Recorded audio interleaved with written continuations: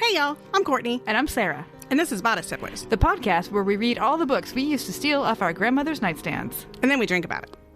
On this episode, we read Till the End of Time by Suzanne Elizabeth.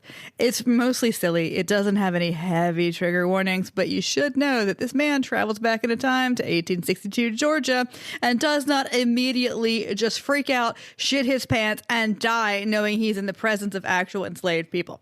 He's also a really bad packer. Yeah, and you know, Courtney and I are very type A travelers, and this really bothered us a lot. He also doesn't care about like timeline hygiene at all. He never saw Back to the Future. He never saw any time travel movie. Yeah, which I feel like would be the number one thing for time travel, like education. Well, I mean, you know. Oh, this also has like the most irresponsible use of taxpayer dollars. This is what really they are using my money for with their top secret bullshit. Yeah, and if they are, holy shit. I have notes and I would like to actually attend that public comment meeting. So, hey, y'all. Hey, y'all.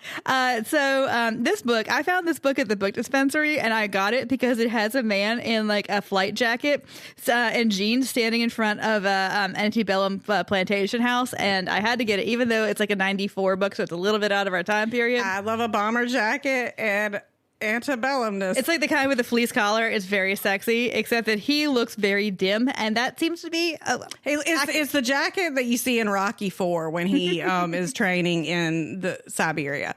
Also, we are coming to you live from our very special. Not that we're recording this. Yeah, I know, but you know what? Let me have my Les Nessman moment. Okay. Jesus. Like, we're coming to you live from Edisto Island, where we are on our 2023 podcast retreat that is brought to us by you guys, our Patreons.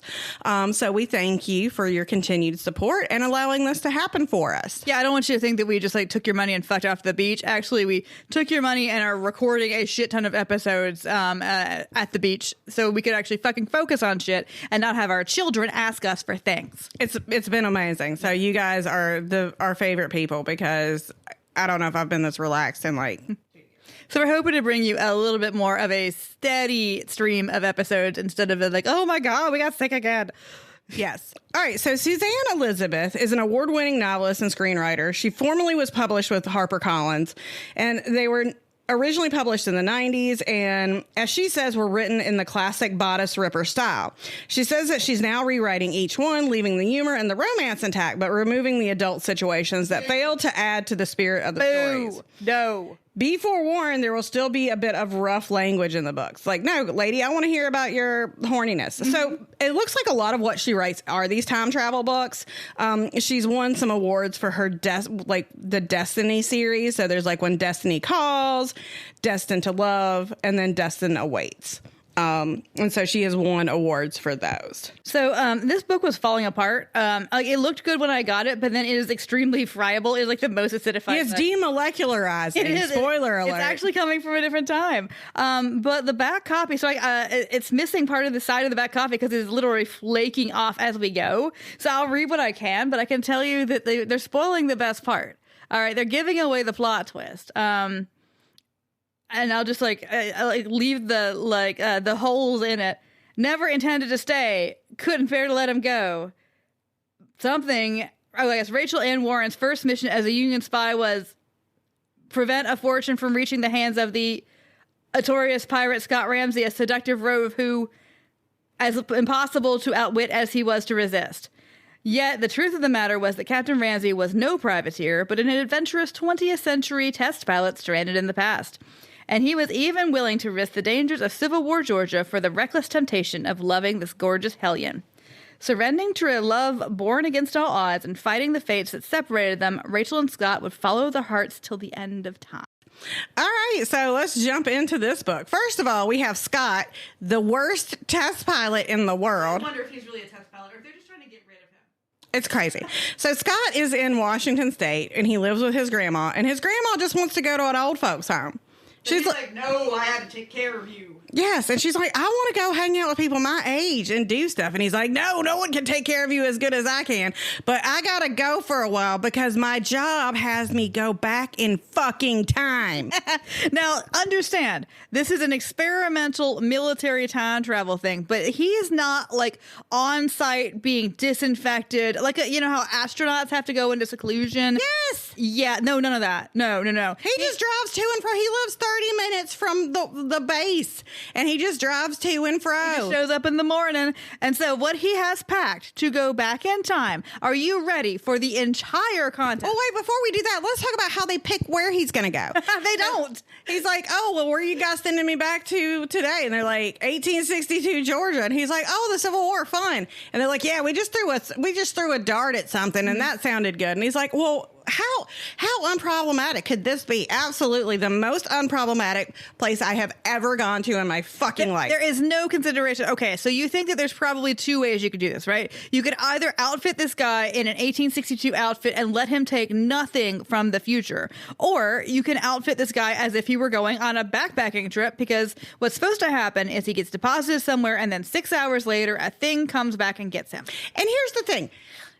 You're going to have to give me some explanation. All it was like, well, this is Project Stargazer. We don't know if it's a machine, a room, what the fuck it is. All of a sudden, he's just back in time with a goddamn duffel bag. Yeah, and okay, so he does not pack anything. When I go on even a little day hike in a super well-known trail that I go to all the time, I take, by the way, my 10 essentials. Here we go. Yeah, okay, because my plan is... All right, I'm not going to have to plan to go back to 1862. Y'all, I'm not going to ruin it, but she has been talking about this one item ad nauseum this whole trip. And it is the most, like, this is the other thing is Sarah and I have never been on a trip together before. And it's so funny because I didn't know that it was like going with my Meemaw. And look, you pack a raincoat. You would pack because he has to sit there for 6 hours. He doesn't know what the weather's gonna be. She has been talking about this raincoat, and she has also been talking about the state of like the dampness in a room, and it's amazing. So I'm enjoying it. But yes, he packs a duffel bag. Like when I tell my teenage daughter that we're going on a trip and that, you know, to pack her stuff, I have to give her a list, because if I leave it to her own devices, what he packs is exactly the shit she would now pack. What he should be packing, if he is taking anything that would yes, give us your 10 essentials. We need your 10 essentials. Well, I'm probably gonna like forget a couple, but you gotta have a fucking map. You gotta have a way to make a fire. You got a way, like a way to you can make sure you're keeping warm, like a space blanket, real small. That's fine. That's enough. Like you gotta have like, you know, all your ways that you can navigate. And if you have to like spend a night out there, you know, what if it's rainy? What if you had to have something to eat? You have to have something to drink. He does pack that. And like a tent. Yeah, like I agree with your tent thing. Like even a flashlight, you know, something to make. Well, he has a flashlight, but like something like a lean-to or something, because you can't go putting out like some bright red neon tent. No, you know. But I mean, he's in the military. They have the technology to make something that bends space and time, and it should be the most important discovery in the history of mankind. Yes. But they don't give him like a go bag. No. They're just like, pack your own shit. Maybe they're so busy on the fact that they have raw time to our own disposal.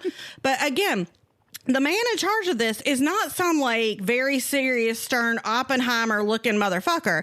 It is some jokey Colonel Sanders guy who's like, hey. And there's only like 4 of them. It does not feel like Los Alamos, okay? Yeah. This feels like a project that nobody gives a shit about, where they put people they don't care about anymore. It really does. It's like they just like, or like it's just like 4 guys. It's like the fucking lone gunman from, you know, X-Files fell into a thing and are like, well, but you know what? The lone gunman had that accountant one that was always super prepared, so they would have been better prepared. But so like what happens when he goes back through time is that they send him back to a place that they literally throw a dart at, and then if everything goes well, he has to wait there for 6 hours for the time. And he does like this series of tests, but they're not like, it's like jump on a foot, listen to achy breaky heart. There's also a porno mag. Yes, a porno mag, y'all. Like, what the hell is happening? Yeah, so I mean, like, you could come out in the middle of a fucking hurricane. It's like the kids from the movies, like Stand By Me, their little bag. Okay, so what's in this duffel bag with you? What's in the bag? bag. What did this man pack to go to 1862 Georgia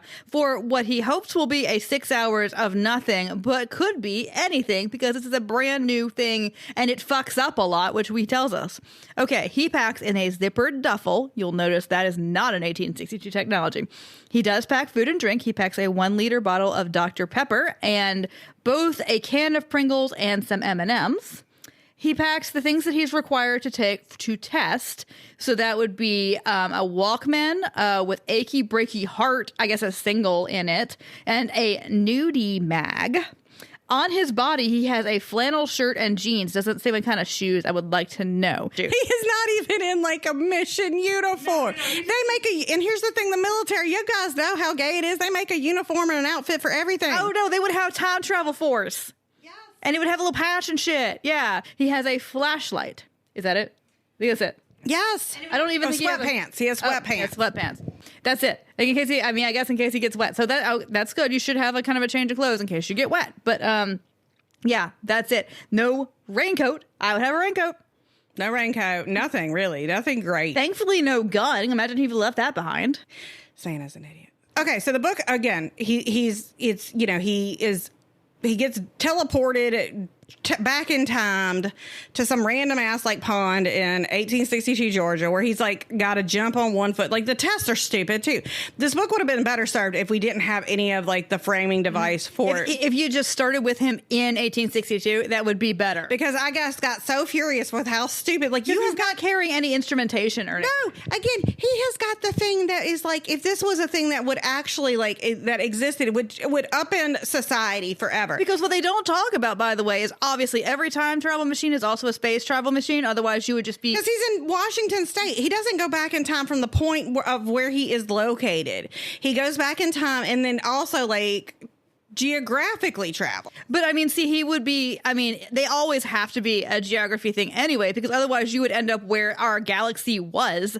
I mean, I get that, like, you know, obviously, but what I'm saying is like... Yeah, no, it's a teleportation device, which you think the military would have more than these 3 guys on, because we could just put as many people we wanted to in the Kremlin. Yeah. Like, it's crazy.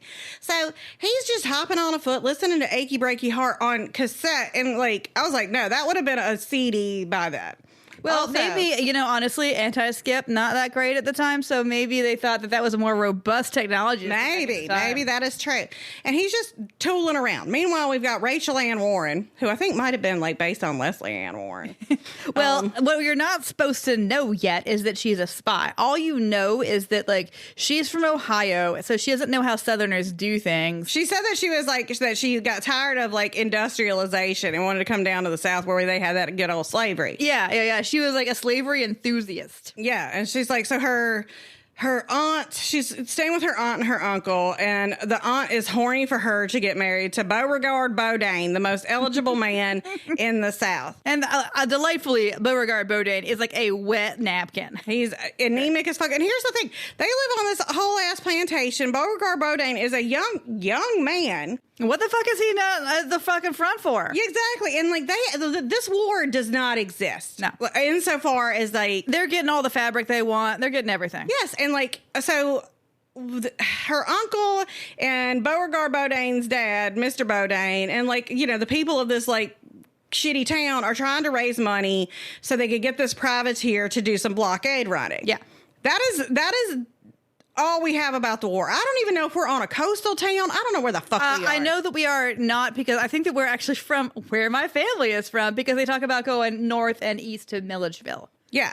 So, like, what the point? Why are you buying this privateer? What do you do? Like, none of this makes sense. It doesn't make sense. It doesn't matter. So, because you're not supposed to think about it. She is like, our girl is tired of talking about Beauregard Bodine because, again, she's here for sneaking around reasons. Yeah, she's actually a spy. But I mean, like, you know. But she's a spy in cahoots with her brothers. Her brothers, like Zach and Todd, very fucking Look, they're real 19th century names, but they also have like the Tiffany problem. Yes, exactly. So she's like, all right, Aunt Carol, I've got to go. I'm going to go by the pond. I like to be outside. She's like, well, wear your bonnet, you know. She's like a vigorous young woman. But the thing is, she acts like she's never worn any of these outfits before. Like when she wears a corset, she's like about to. I was like, she is also from the future because apparently the North is just amazing and they don't have to wear corsets and they don't have to ride horses side saddle. And there's no conventions for women, apparently. She's like evidently weirdly presentist, like is an issue with this. But like, so yeah, like you don't find out that she's a spy for a while in the book though. Because I was like, this book is extra stupid. And then I got to the point where she's a spy, like, oh, okay, never mind.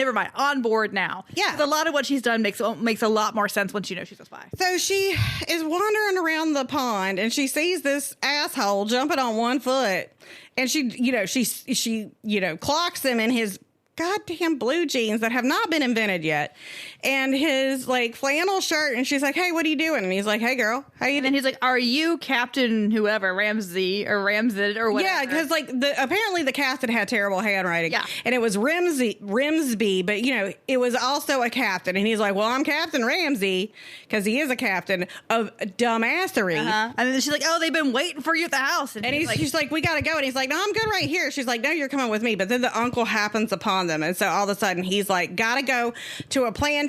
Now, again, this man is from like the fucking 90s, 2000s, whatever, because like this book is wild time frame wise. We'll get into that. But he now has to go to a plantation house and witness people in human bondage. Yeah. Now, you think that this would be brought up. The only thing he says is, like, that guy's an asshole because he buys people like he would buy, like, cars. Like, well, yeah, he is an asshole, but what is it like when you sat down at that dinner table and an enslaved person fed you? And that you know you can't do anything to, like, save them. No. It's like, okay, yeah. And then he's like, he goes to the house and, you know, they're like, oh, Captain Ramsey, we'll get your 10 grand, you know, for the boat. And he's like, okay. And he's flirty with Rachel. And they're like, oh, well, you stay with dinner. Beauregard Beaudain's gonna be here. He's like, well, why not? Like because he thinks he's got 6 hours. Yeah, but he's so laissez-faire about this whole thing. I would be throwing up. I would be like, the smell of like, again, nothing is discussed about like the alienness of like being in a foreign land, essentially. Yeah. Like, not even like, oh, there's no air conditioning, you know, like a small thing. And here's the thing. He's just like, he's like some test pilot. I was like, he doesn't have like an anthropology degree or anything like that to like help. It's wild. He is just, but yeah, he is not too. I mean, I get okay. So, well, he is an Air Force pilot, so I mean, he's a little smarter, right? My assumption of it is that the Air Force and the Navy are the two smart ones. Yeah, me too. Like, sorry to any Marine fans. Sorry, he's out here walking around like a Marine. He's got big Marine energy. Eating crayons, like pulling out his fucking like portable TV on my, like, I mean, it's like at this point, he does not give a shit. I was like, you're ruining what are you doing? We could all be dead. This is the Planet of the Apes now because he decided to just like swing his dick around. When Bill, Ted, and Marty are all better at time traveling than this highly trained fucking military officer. Mm-hmm. This is I'm telling you, I bet he's not a pilot. I bet they just want to get rid of this man and they have no intention of sending a pilot. I know, but again, like Bill and Ted, at least like they worried about the timeline. They knew they had to get people back. You don't get a rat's ass about the timeline. No, nothing. So he's just like, I mean, I imagine that the timeline is extra fragile, like when there's a fucking war on, right? Yes. Yeah, you wouldn't send somebody. You would, if you were not trying to learn about people or whatever, you would send him somewhere you knew there weren't. Nobody is talking about his like how he doesn't talk like that. Yeah. Anyway, so he goes to this dinner party. They excuse everything by, well, I guess he's a rough privateer. Like the fact that he is wearing completely insane clothing, the fact that his accent is utterly not what they have ever met a man who talks like that. I mean, like no. I guess it's just all explained by his rough sailor men. So he's like in a room next to her, and it starts off like she gets wrestled into this corset, and she's never had to wear a corset before, which doesn't make any bullshit. Like at least she's got at least like heavily boned stays or something at the very minimum. So she's got this corset on, and she passes out going down the stairs. Captain Scott Ramsey catches her, Beauregard Bodine shows up and he's like, I do declare, oh my God, you got your hands on her, sir, you must not do that, Oh my God, it's something else. So yeah, he goes to dinner and he's like, I mean, okay, it kind of does make sense that he's like, I got 6 hours. I got to just kind of go and let go. But it would have been better served to be like, what is all this stuff on the table? Mm-hmm. Like, how do I use this? I mean, obviously I know how to use a fork, but I don't understand like the table manners that would be, whatever of the time. Yeah. Like this kind, like that shit. Like if you're going to put stuff in about time travel, then you're going to have to give me something other than he is completely comfortable and confident. Well, and they actually give him an outfit and he doesn't wear it. He wears his like, I'm wearing my jeans. You can't get me out. Nobody comes between me and my Calvins. That is the guy who like does not care that your mom is really intense about hats at the table because he feels that his right to wear his hat is like trumps your mom's. Oh, for sure. And so they cannot take that man a place. They have this dinner, and Beauregard Bodine and the other guy are like, oh, but the North, the tyranny of the North, and trying to take away our slave people and our rights, and Captain Ramsey's like, whatever. Yeah, he doesn't throw up. He just like, and okay, so it becomes increasingly clear they don't have the 10 grand yet. They're like, we've got some of it, but we don't have all. So they are a little bit back-footed by him, which is why they're not calling him out more, which, okay. Because I guess, because he's the one that they think is going to save them. So, like, he can be an asshole. Right. And, the aunt was like, oh, Lord, this man and his rough man. And stuff like, again. Yeah, just trying to keep him away from her niece, which, okay, fair enough, right? My dude's I picture it as looking kind of like from Doctor Strange, like that swirling, like when he has the sling ring, like. Yeah, well, there's a portal that like, spirals or what. Yeah. So, or like the game Portals. But like, what happens if like just your leg, can it cut you in half? Again, these are questions about, we don't know any of it. But so the portal's really small. It sucks up a table lamp. And then he throws a little like wadded up note. Like, and again, a little too small. So I'm assuming that there's a notebook in his, duffel bag of uselessness, and maybe that is useful.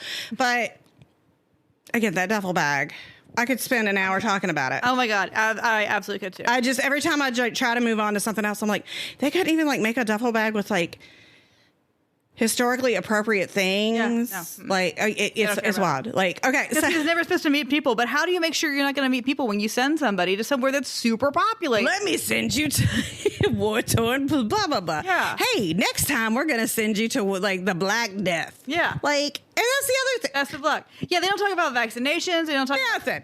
So my dude has sent his note. Now he has to wait another 6 hours. So it's like he knows it's going to be early morning. But it actually might be a lot longer because he knows he has to do something to fix the portal. So he might be here for a while. He's settling in. He's fine. But so he is like up and roaming around, and he hears Rachel roaming around, and she is looking for the money that her uncle and the Bodines and all the other crackers in this terrible town are raising. Because she's going to take it, and you find out again eventually that she is a spy, and her plan is to take that money so they can't get the privateer to go through the blockade. But so she has to do it. For one thing, the money is not all there yet, although she would theoretically take it if it's not all there. She has to take it before they give it to Scott. Yeah. Because otherwise, she's lost her chance. So and now he's there. Aware of that. Yeah, and so this is going to be like a problem for her. So he catches her, and they have a little because their rooms are right next door. They have a little hot and heavy makeout sesh with some good leg grinding. Some super good dry humping. Oh my God, it was so good. I love a good grind. I feel like grinding is really an unsung thing. I agree. So they grind, she gets off, and then immediately her 19th century conventions hit, and she's like, oh my God. And he's like, what do you, he treats her like she is a second year community college student at the line dancing bar. And he's like, what's the big deal? I don't get it. And she's like, he could ruin her life. Yeah. Yeah, absolutely. And he just, of course, fucks back to the 20th century. Yes. And so. Or to wherever this portal's going to take him. The next day, she is up and out early. But then so is he, because he's checking for the portal. Mm-hmm. And so they meet up again. Her aunt is now making her go side saddle horseback riding. And she's like, but I've never ridden a horse. How the fuck have you ridden a horse? What have you been doing? Ohio is not that modern. No. And so, they have a few more flirty, cute run-ins. Now, she has also been put in a corset going outside. And she's never ridden one before. So anyway, the horse like dumps her on a jump because she is not used to riding side saddle. And he is afraid for her. So he... Well, she does like pass out again from the fucking... the corset. So he takes his bare hands, and this is a corset that laces up in the back. He takes his bare hands to the front of her corset and rips it open. I want to fucking see that. I want a That's like the strongest man in the world. Like the Hulk couldn't even do that. No. And then like Beauregard Bodine is there and he is watching this man and he's like, what are you doing? This is, because it is. It's like, she would be ruined. Yeah. So he actually tries to make a duel with this guy. And of course, Scott's like, no, my seconds won't call on you at all because this is fucking stupid. And I'm in the past. Yeah. And so he ends up like punching Beauregard Bodine in the face. But then the aunt's like, well, you're ruined. You're marrying Beauregard Bodine tomorrow. Like, tomorrow. You're going to wear my dress. We're going to call the fucking preacher. And this is actually this is the only way that they could actually do anything to save this woman's reputation. Yes, like this was the one of the time choices. Mm-hmm. And then she's like, you son of a bitch, you got me married. He's like, well, it's not my problem, just say no. Like, it's like, again, he has no concept of how fucking shit works in the past. Again, this is how they got rid of this man. Which is hilarious because, again, he is a time traveler. They could have picked anybody. It's the craziest thing. So she gets shoved into this fucking dress. And this is another thing. And here's I will say, like, what Suzanne Elizabeth does give us is like, she's like, I'm not putting this dress on. I'm not doing it. I'm not doing it. Fuck you. And she's like, well, if you don't do it, I'm going to make Cassie, quote unquote, the maid pay. Mm-hmm. So like we do use the threat of like physical violence against an enslaved person to get somebody to do what we do. So I appreciate like at least putting that in there. Yeah. And also it has like the good detail that this is an old fashioned dress to her. Yeah. And so it seems pretty like Empire. It seems like, appropriately. Okay, good job. You looked up one thing. But the thing is, poor Rachel, she got knocked off that horse to start with because she was trying to get back early because she got to get into that study when the men are not there. Yeah, because she's got to get the money. So she keeps losing these opportunities and she keeps on getting more and more stressed out and, And this man keeps manhandling her and taking off her clothes, which, this is one of those times when, people barely, bathed unclothed. Yeah. They're always in a thing. And, so he's like, well, I don't know what you're all upset about. It's crazy. So... just don't marry him, right? So now they have the money, and so she's like, shit, I lost my chance. He's going to get the money. They've given him the money. He's going to leave. God damn it. So she sneaks into his room that night, and that's when she finds his weird zipper. Yes, and it was finally we are talking about. So finally... the idea of things being weird and alien come into it. Because she's like, how does this open? And she's like, what is this strange thing here? And she it's dark. And so she's trying to identify things by feel because she's looking for a money box. And she's looking for buttons and so she finally figures out the zipper and is like, what is this miraculous thing? I was like, thank you. We're all of a sudden flummoxed by something. So the first thing that she pulls out is his Walkman. And she's like, what are these little things? And pushes play because she thinks it's a toy and it's so loud that she's like, ah! And then he shows up and he's like, oh, hey, you found my stuff. Now, instead of being like, ha, ha, ha, he was asleep next to her. Yeah, but he wakes up and he's like, oh, you want to see? Then he's like, let me show you all my shit. And imagine, okay, these people are making way too much noise because you know how quiet this house would have been in the dark? There's no air conditioner. There's no refrigerator compression. There's nothing making noise. No, but they are shouting and hollering all the goddamn time. I'm like, for two people who are supposed to be sneaking around, you are the loudest asshole. But she thinks that he must be a spy because honestly, it kind of does make sense that if you're a spy and somebody else shows up and they start acting really fucking weird, then maybe there's and when you they do spend she does spend time marveling over things, but even the feel of something plastic would be insane. Mm-hmm. You know what I mean? That would be, you would just feel it. And it's such, you imagine feeling plastic for the first time. Well, luckily, she does not see the titty mag. No. But then, so but they still don't come clean to each other. No, and it's finally when they're both kind of sneaking out and she finds that he has left the money on the nightstand. So she's sneaking out of this wedding. She's wearing the wedding dress. Yeah.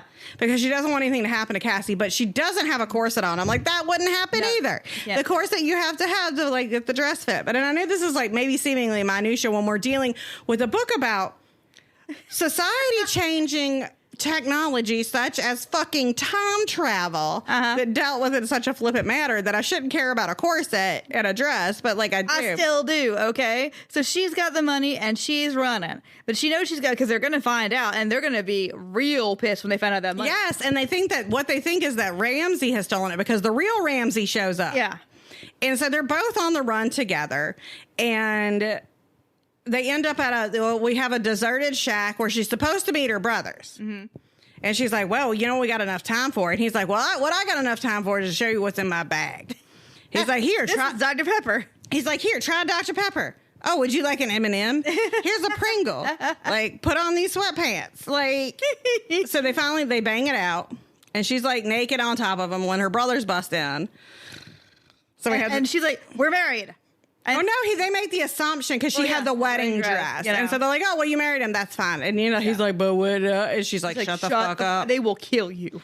So they're trying to run, like, they're all four running now, trying to get back to Ohio. And they have to split up. And her and Scott, they get caught by Beauregard Bodine. And, like, right as they're about to get shot, the portal comes and he's like, gotta go, but like drags her with him. Which is a reason. I get why. It's not like he just decided to do that irresponsibly. She was about to die. Yeah. They like literally had guns to their heads. Everybody knew who they were. They had been made, but he's like, I gotta go. So if he had been a smarter person, I would take the logic that he's like, well, if she dies now, it doesn't matter if I take her. Like, if she was gonna die, that I take her and that the timeline is still okay. He doesn't care about any of that. But, I mean, a sane person would worry about it. So they jump back in, and all of a sudden, he's at the base, and they're like, oh, hey, you brought somebody. And then all of a sudden, they get sciencey, and they're like, well, we got to look at her. And she's like, what's happening? They don't get too sciencey, though. No, well, we do. They would have taken that bitch apart like E.T. Well, no, I'm not saying they wouldn't have, but, like, they take her back, and then they're like, all right, she's good to go. And he's like, well, let's go sightseeing. The fucking colonel is like, well, you got 6 hours. Why don't you show her the future? Yes. So he puts her in a car. And here's the thing, like, this woman would have been so overwhelmed and overstimulated. She going 35 miles an hour, she just would have died. Here's the thing, like, she passed out twice with corsets, which I understand, but, like, you put me in a car and you're going 65 miles an hour, and I'm supposed to be cool with it? Like, no. And then he's like, they get home and he's like, hey, the first they stop at a burger joint. And he's like, let's get some burgers. And she's confused by fast food. Like, yeah, obviously. And then he gets home and he's like, hey, here's a shower. And they have shower sex. So she meets Grandma and Grandma's like, I like her. Keep her. This is a good one. And so Rachel's like, everything here is awesome and easy. I want to stay. Yeah. Nobody here seems to be enslaved. This is great. Yes. And she's like, no, absolutely. And he's like, I don't see a problem. And that minute we get the phone call from the colonel. Like, we just looked at your... She's demolecularizing. Yeah. She is doing what this copy of the Yes, she's doing. Melting. And she only has about an hour, so she has to go back. And she's like, but I don't want to go back. And he's like, well, you got to. Sorry. So they send her back. He's bummed out. He goes back home. Well, they send her back to Ohio, by the way. Yes, they do. So, they make sure she's safe. But what's that going to do? When her brothers get back, assure that she's dead, and she's going to be like, yeah, I've been here 3 weeks. Like, what? No, never mind. Just never mind. So he's all bummed out, and he comes back home to where Grandma is, and Grandma's like, oh, was that the girlfriend that you had to send her back in time? Surprise, I knew you were a time traveler a whole time because you're an idiot. Yeah. That's true. You're the only one stupid enough to be a time traveler. And then here's the mindfuck, everyone. Scott Ramsey is his own great-great-great-grandfather. No, he's not. Yes, he is. No, he's not. Okay, the letters. No, let me explain what happened. Now, he's still a descendant. No. He is still an ancestor of his own self. He's not. What happens is this dude, ding, ding, ding, knocks on the door. And it's this guy who looks kind of familiar. But he's like, okay, so this is going to sound weird, but my grandmother has this date, this time, and your address in her diary. Fair enough. Or my great-great-great-grandmother, whatever. And so he's like, wait, what? And he shows him the diary, and all it has is like his address, date, and time, and then she's obviously so upset that she stopped writing. Yeah, something happens. Yeah, so Scott's like, Well, and it's like, Scott, it has only been an hour since I have last left you blank. Yeah, exactly. So no, Scott's not his own about the granddad. Oh my God.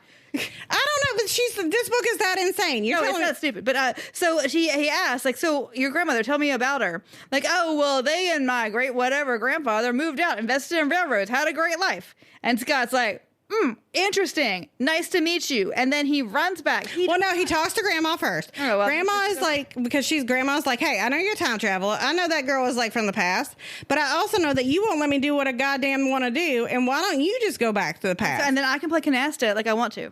And he's like, but are you sure? And she's like, yes, I'm fucking sure. But then he does not take a couple weeks to prepare. It's time travel. He could do it whenever. He does not take a sports betting guide for the 19th century. He does not do any of the things you might want to do before you go back to the past forever.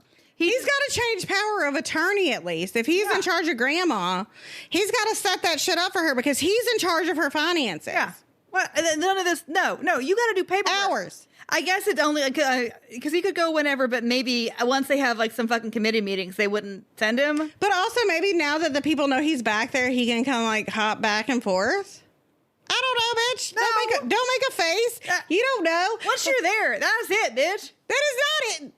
That is what are you talking about? No, I'm saying that like emotionally. Emotionally, yes, but I'm saying that you're telling me he can't oh shit. You're telling me that insane colonel wouldn't be like, well, we need Scott to sign this form for Momo, that he wouldn't use that portal that way. You're telling me that. That's absolutely how he would use that portal. Yeah, somebody's opening the portal to be like, the Jets won the Super Bowl. Yes, that's what. Yes, that's the military industrial complex is fucking around with it. So he goes like. He ends up like he 30 minutes later. He's knocking on her door, and that's what made her stop writing in the diary. Like, dude, I would have packed up on here, give me 20 minutes to fill up a duffel bag. I'm going to go to CVS, and what I'm going to do is spend $1,000 on toothpaste, toothbrushes. No, I've been buying antibiotics. Well, that too. Like, you didn't let me yes, I would be buying all the things that are like. They had tooth powder and shit. I don't want tooth powder. I don't want hog bore bristle toothbrushes. I'm not going that way. I'm getting myself the spin brush and some extra batteries because if my teeth get fucked, I'm fucked. Well, no, but then if you do that, then you're gonna have batteries back there. If you had any goddamn like care for the timeline, but then again, the antibiotics. Does Scott have care for the timeline, Sarah? Does Scott give a shit? No, he doesn't. So that's why I'm obviously going to take really good care of like my oral health. I'd be buying underwear because I don't want to wear that underwear. Well, they don't. Yeah, I don't want things just flopping around. And then Yeah, but like I mean, tooth care is going to be my number one thing because I'm not dealing with like 19th century like dentistry. Fuck that. No, like we getting floss, we getting all the shit. I'm getting a water pick. We're doing it all. Okay, I don't think the water pick is going to work. Battery operated, ho.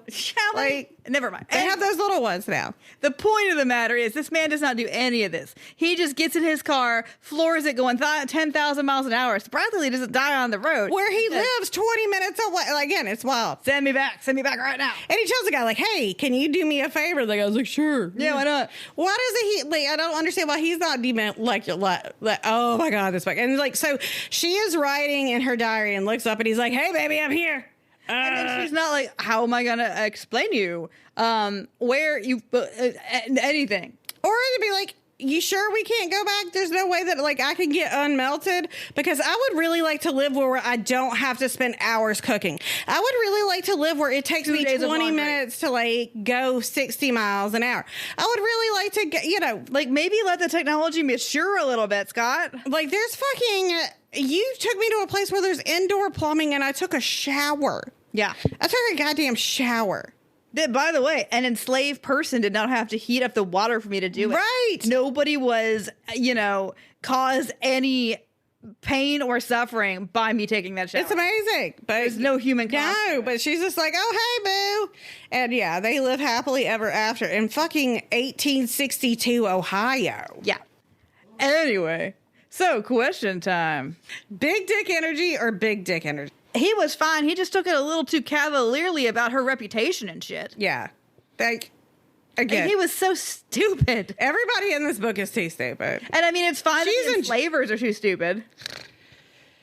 Yeah. This book was so, I think, again, it would have been better served if we just didn't know the Tell us less. Because here's the thing. You've given us... She's written this book after Terminator, where we get the best time traveler ever of, like, you know, Kyle Reese showing up naked. Mm-hmm. Like, that's the other thing. You got to give me answers. Why isn't he naked? Because I've got the Kyle Reese expectation. Come with me if you want to live bullshit. So he was fine. It was, you know, this book had funny moments. It was quippy. Like, he wasn't gross, but he's also completely okay being in the 19th century and seeing enslaved people. Yeah, it's not... obviously, everybody in this is on the right side of history. The enslavers are fucking stupid and are too... Yes, but, like, he's... But, yeah, like, I would throw up. There's, like, one throwaway line about seeing them. That's it. One line. Yeah, and, I mean, it talks more about her and how horrible... Because she is risking her life as an abolitionist, you know? Well, yeah. And how she talks to Cassie like a real person and everything. But that doesn't... Like, he should be... completely thrown. He should just be like... You should be so disoriented. And it's like, especially like, if this your first time interacting with historical people? Yes, he never talked to a person. Yes, before. like, I'd be freaking the fuck out. I'd be like, oh shit. No, he's fine. And I would constantly be saying the wrong metaphor. I'd be like, well, that train's already... Oh, wait, you do have trains. No, that's okay. Yes. Never mind. He's singing songs. You know? He's singing, like, Bing Crosby songs and shit, talking about rockets. Like, they don't know what a fucking... What are you doing? Yeah, he talks about how he flies an airplane. Like, ugh. What's an airplane, you sack of shit? All right, would you talk shit with or about the heroine? She's great. She is, like... She's very plucky. I didn't like her until it turned out that she was a spy. And then I realized everything that was inconsistent and stupid about her was actually on purpose. She's fun. She's very sassy. Like, she gave her very contemporary sass mouth. Mm. We love that. It's fine in a book like this. Yeah, she's tit for tat. Like, it was good. Yeah, no, she is fantastic. She deserves better than Flyboy over there. Bechtel the bitch. There are actually a lot of women characters in this who all do talk about stuff, like, not necessarily men. They talk about the war. They talk about, you know. Yeah, and we have the grandma. Grandma's good. So we do have some, like, I mean, it's got, like, good female relationships. I mean, they could be better, you know, but again, this book is so insane that, like, you don't even think about that in it. No. So, yeah, it's great, actually, on Bechtel the bitch. When it comes to consent, is this book more Robin Thicke or Marvin Gaye? There is, honestly, he ought to have a lot more consent-mindedness than anybody else in this book because he comes from 1994 instead of 1862, but he still does, like... Okay. When they bang it out, I was like, what are you doing? Like, he does not have condoms. No, he did not pack a condom. I'm like, you're not even thinking about, like, the fact that, like... immunization, whatever. Like, you're probably just giving this chick, like, low-key hanging out with her, like, chicken pox and she's gonna die. Or so, you know, like, or just something. Like, whatever. Yeah. And then, like, you're putting your dick in her. And he got Confederate crabs. Hadn't thought about that. Yes, like, but, you know, like... Oh, God, Confederate crabs in their little gray uniforms. I'm sorry, rise again. Like, it doesn't even think about that. It doesn't even think about, like, things that could be, like, so low-key STDs that, like, don't even, like, test for you, but, like, she's never been exposed to. It's like if me or Sarah went to, like, one of those uninhabited, like, really, like, you know, isolated tribes, then we're like, I'm gonna fuck everybody here. Like even just kissing her. Like, he's giving her his mouth bacteria. I know. This book is insane. Yeah. Like, so, but he does. Okay, so there is some pretty non-consensual kissing that she's like, no, yes. But, like, it's a little ravishy, but, like, not too bad. He should not be doing that shit because he should know better. He's at work. Yeah. He is at work. He is at work. He is on the job. The job that he has insurance and health care and, like, whatever for, that he pays taxes for. He is at his job and he is just fucking around and finding out. And not even putting that, like, he, at no point in this book does he say this could be a bad idea because I'm from the fucking future. No. He's like, I would like to get into them stays. I couldn't deal. It was crazy. Okay. So, but yeah, it's not just the time travel thing. He is a little douchey about the forcible kissing and stuff. No, and he's like, what are you so upset about? This is really, everybody does this. And she's like, I'm from the 19th century, you asshole. Yeah. How badly are you judging your mom off for reading this book? I mean, I think I would be mad because I would want her to ask questions about the time travel. Exactly, yes. You know, Mama Mildred would have had questions about the time travel too. She'd have been like, I don't what? No, no. He took what? He took some Dr. She would be very upset about what he packed. Oh my God. She was like, if you gonna pack junk, well then what you gonna have is your bottle Coke, your peanuts, and like your moon pie. Garbage. I mean, if he's gonna like hit the gas station, get some Fun Dip. You were on a Fun Dip kick. I'm about. Well, it's just because you never see it, and then sometimes you see it in a gas station. So it's That's like a road trip thing. So would Florida ban it? Well, I think it is like, again, we have this 1862 book. The word slave is used in it. Yes, it's not called servants and shit. But they're still called servants. They're still called maids. We do have the threat against Cassie, but again, it's wholly, if they didn't tell you when this was or where it was, you would have no clue. Mm-hmm. There is really this book for what it could have been, like, and really talking about that culture shock and like that whatever, like, and again, I would have just appreciated like one or two. I'm not saying like for a fun, stupid book that you have to get into the horrors of slavery, but like at least acknowledge it. And honestly, I think Florida would love this because everybody in it who's a right is happy. Or, I mean, they're all on the right side of history because like Florida's like, oh yeah, there was slavery. Yeah. But then it's all over now and everything's good. Yeah. That's kind of the impression that you get from this book. That like obviously these people are bad, and I mean like none of the slaveholders are good or fun or anything. Yeah, and none of the I mean it's very black and white. So yeah, Florida probably would not ban it. You're not leaving this house looking like that. This is a missed opportunity because this could have been a very good, like, Earth Girls Are Easy, which I know obviously is about aliens, but you could have given me a Rachel Ann gets to go to the mall and, like, have outfits and try things on and whatever. Or even the other way around that Scott would have had to, like, this is a missed out. Like, she dropped the ball on this. There could have been great, because all we have is, like, a wedding dress. And it's a good wedding dress. It's fine, but, like, it could have been really fun, like, to let her have more than a couple hours to let her. I think what could have also worked is to, like, what would have made it better is, like, to let her have, like, let's say the same amount of time that he was there, right? Yeah. And then, like, she gets to go to the mall and try things on, but then she finds it, like, a little overwhelming and she starts to miss, like, slower life, and that's when she finds out that she's demolecularizing. Like not an unalloyed, this is amazing. Yeah, like to be able to be like, hey, I'm showing you like Valhalla, and then you have to leave. Yeah. But to have like a mall moment where she gets to wear outfits, and then they get like he sneakily brings back some clothes with her favorite things that she can wear in the privacy of her own home would have been fun. Yeah. But it's not like that. Would your 12-year-old self have dogged anything? Oh, absolutely. So the grinding in this is hot, and it's one of those books where the pre is hotter than the actual. But they're almost all like that. But the actual sex is pretty good. No, it's very good. It's like and she's into it. I really liked the sex at it. Again, that grinding thing was super good. I love a fucking dry hump. Yeah, right. Like it's underscored. It's undersung. I like that. Yeah, absolutely. The underdog of foreplay acts. Absolutely. But their sex is good too, honestly. It's well-written sex. So that's why I hate that she's like taking it out of there. What pairs nicely with a dumpster fire? Obviously a cocktail with Dr. Pepper in it.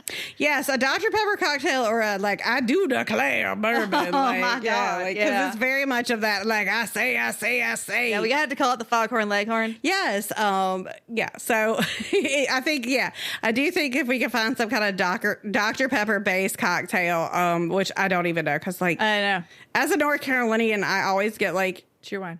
Well, no, I don't like Dr. Pepper. Well, I like a diet Dr. Pepper, but cheerwine's too sweet for me. As a charlatan. You are not. You're from Fort Mill. Well, Fort Mill and Charlotte are essentially like. No. As a Piedmont, Carolina girl, my top tier choice is Diet Cherry Sundrop. That is my localized beverage du jour. Now, here's the thing. In Columbia, where we live, I can find Diet Sundrop, which is fine. But the cherry... No, I've never seen a cherry Sundrop down here. Cherry Sundrop is the shit. And I used to go to this place up in Mooresville, NASCAR USA, Mooresville. There's a place... It's a Whataburger. Now, it's not the Texas chain. This Whataburger is just a Whataburger. Yeah, we got one of them in town, too. But it's a different one. Yeah, it's a different one. They have a drink called the Witch Doctor. I'm making the Witch Doctor my drink because it's like a local thing. It's diet or it's Sundrop. It's kind of like a mix of all these things, but heavily Sundrop. And then it's got dill pickles in it. Ooh. And that's my beverage. Oh, I would drink that. Yeah, That sounds good. Well, I just enjoy how Dr. Pepper is the only one that has interesting, like the generics always have a funny name. So it's like Dr. Thunder, Dr. Bob. Yeah. Yeah, so like, yeah, give me a Dr. Pepper thing. I like Dr. Pepper. I like Dr. Pepper too, but like, yeah. But yeah, I guess I'll have a Jack and Dr. Pepper, and I'll call it like, pirate, like the... Oh, well, we could call it the privateer. Yeah. The Jack and Diet Pepper. How about this? Jack, Dr. Pepper, and a pickle slice. Okay. And that's the privateer. The privateer. Yeah. So, okay. Should a human being or a person in the 21st century read this book? Well, only 20 have, including me on Goodreads. Well, also, I found it wild that this book was like, he says that he's, and maybe she wrote it like that he's in the future, like he's from 2001. I was like, well, yeah, because we didn't have time travel in 1994, and obviously we've had time travel for 20 years now. I know, but like achy breaky heart. I was like, this is crazy. Anyway. So this has been our episode on Till the End of Time. I cannot remember this book by Suzanne Elizabeth. You can find us at bodicetipplers.com. Check out our new revamped website. It's made for your like viewing and listening ease and pleasure.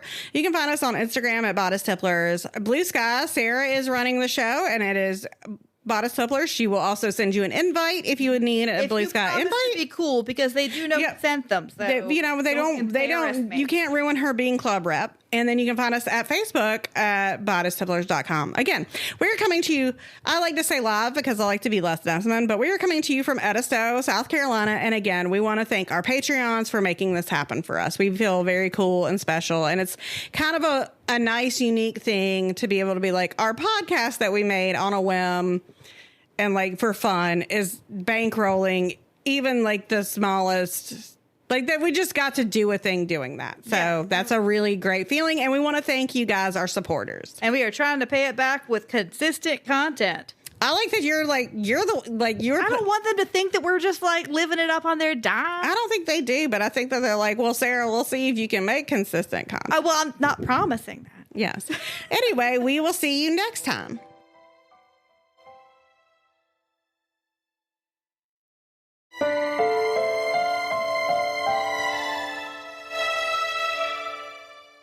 Bodice Tipplers is part of the Frolic Network.